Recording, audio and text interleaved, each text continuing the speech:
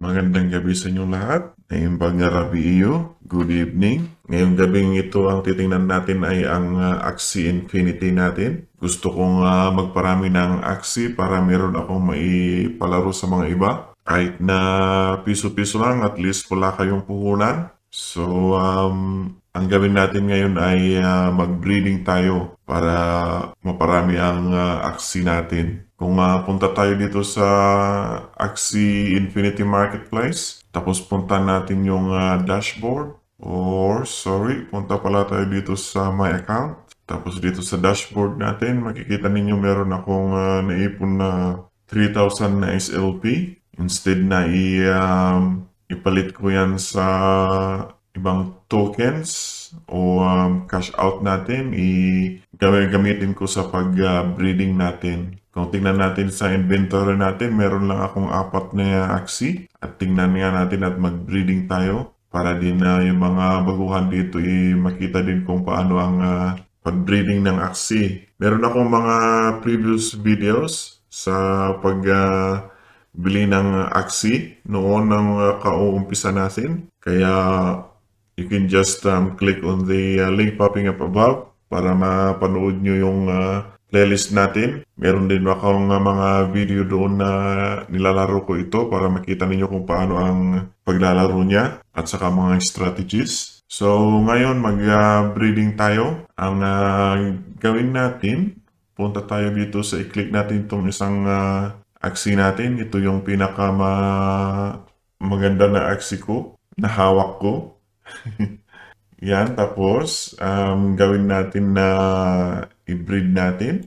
So pag i-breed ko yan, may magagastos akong 500 SLP. Tapos kunin ko yung isa. Itong, asa ba yun? Itong red na ito.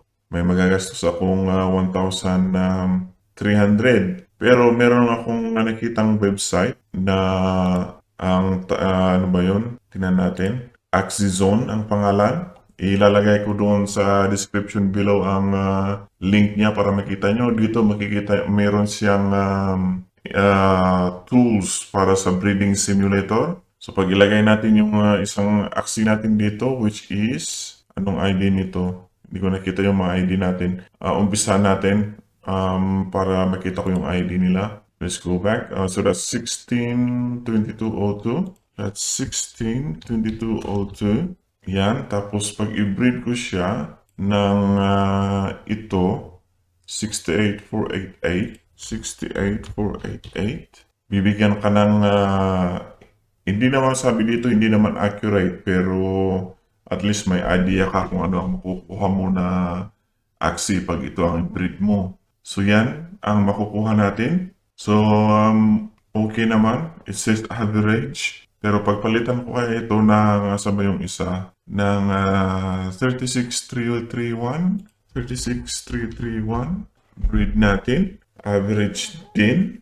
At ang mangyayari ay makakaanak siya ng beast o ano ka, ilagay natin naman to 110053, 110053, breed natin. This, medyo mas makakuha na. So, yan ang mga example ng kung hindi naman accurate, kaya lang at least may idea ka kung ano ang makukuha mo. So, balik tayo doon sa inventory natin at mag-breeding tayo. Ito ang gamitin ko, tapos i-breed ko yan, 500. Tapos select natin ng ito. Maggastos tayo ng 1,300 na SLP. Tapos start breeding. Wow!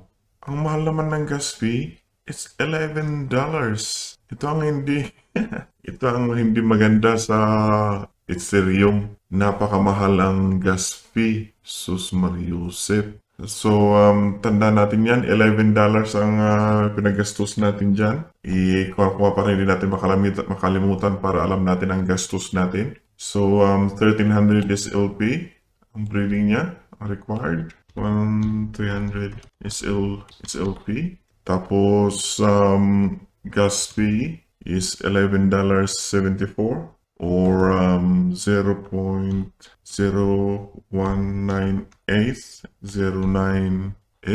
gas fee. Grabe naman ang gas fee natin ngayon. Sana nga dalian ng Axie Infinity na ma-fix ito para hindi naman kawawa yung mga tao. So, i-confirm natin. Ayun. An egg will be delivered to you soon. Go to activities. Ano pa naman? Hintayin natin. I think it's still pending. Yun, tapos na. Tingnan natin ito sa activity. Refresh natin yan. You breed an Axie. Yun. Inventory natin. Dashboard. We are still waiting. Where is the egg?